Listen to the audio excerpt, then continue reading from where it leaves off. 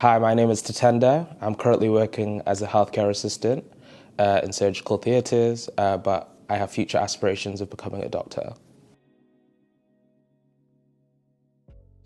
My current health condition is that I am a type 1 diabetic, which means that due to an autoimmune defect, my pancreas does not produce insulin or enough insulin in order to regulate my blood glucose level.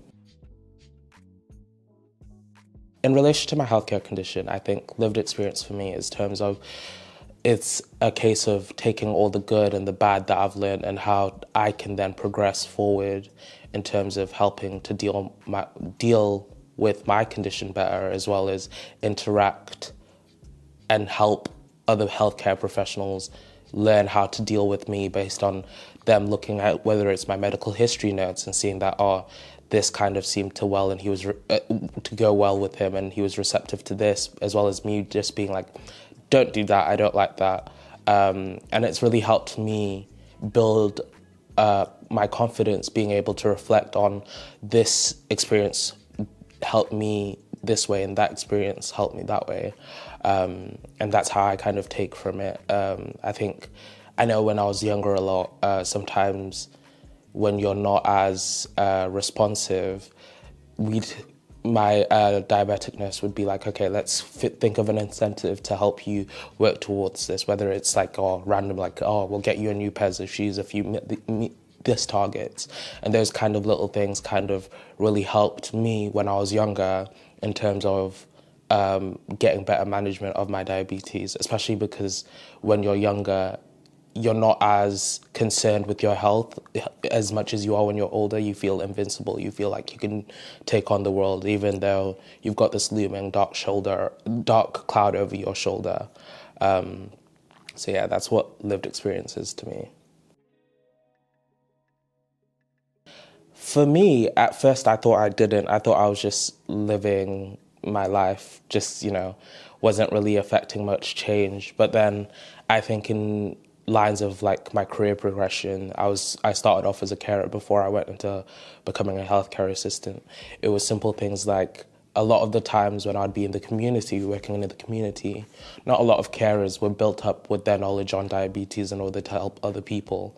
So it meant like I could stand in the gap in the sense. I remember there was one time I went to this guy and people didn't understand because he was kind of mute and didn't understand that he was trying to tell them that his diabetes, his glucose monitor wasn't working, and people just kind of left. And obviously that's a risk in terms of his health.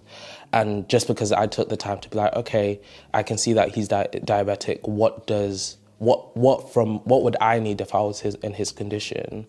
It allowed me to step in that gap and be like, okay, let me get this sorted and fixed for you. Even giving feedback to medical professionals and taking time to just be like, okay, you guys are working great as a team this way, but this is where you could improve, really affects their services and how they then go on and work with other people, other younger people, because yes, it might not be a benefit to me, but I'm making a change for someone else that is coming up or someone else that is going to have to go through a similar walk than like I did.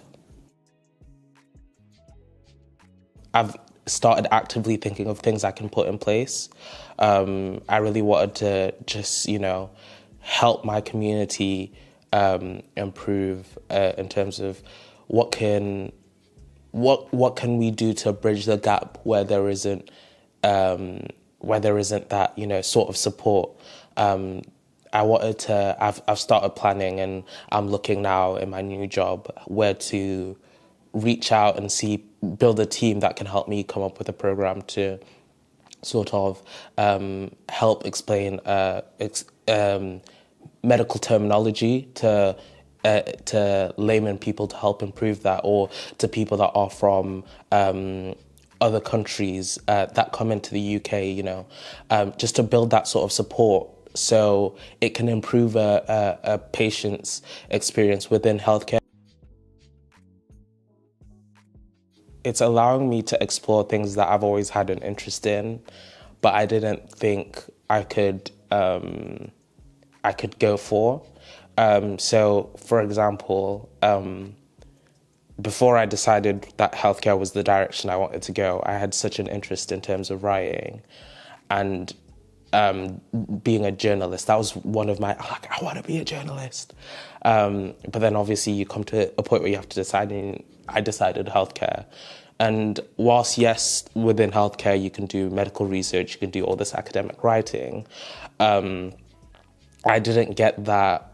That wasn't the thrill for me. I wanted to write things that made people think and, feel and all of that. So I love that with being a lived experience leader, I can talk about the things I'm passionate about, the social justice that I want to advocate for, the share my story and tell my experiences in through multiple mediums, whether it's writing or recording or anything. It's something that's really it excites me because it brings out this creative side that I might not necessarily get to show in healthcare.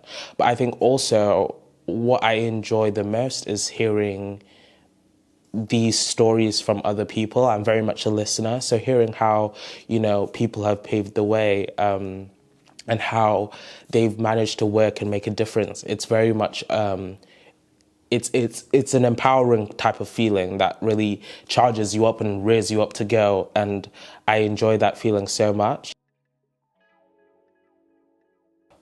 It exposed me and made me feel. It exposed me to different things that I've never experienced before, but it also made me feel like I wasn't alone or I wasn't a freak for experiencing things differently. It built a really good community, and I found listening to these great speakers and guest appearances that have done all these great things to just have time, even though it wasn't necessarily one-on-one, but to have a more intimate space to be able to talk about, like, oh, this is what I've done, and this is what you can do, to get that sort of motivational talk, even though they might not have been given the "you have a dream" speech. It was very much exciting, and it challenged my mind, and it really kicked me out of this boxed in focus that I had. And yeah, I absolutely enjoyed it. I had a great time. We can't build a world that is open and accepting and understanding and willing to adapt if you limit yourself and your reach and what you fully understand. It's all about listening and communicating, and I think that was something that I hadn't fully thought about. Listening to other people's stories, like I said, was emotionally moving, and it was life-changing for me.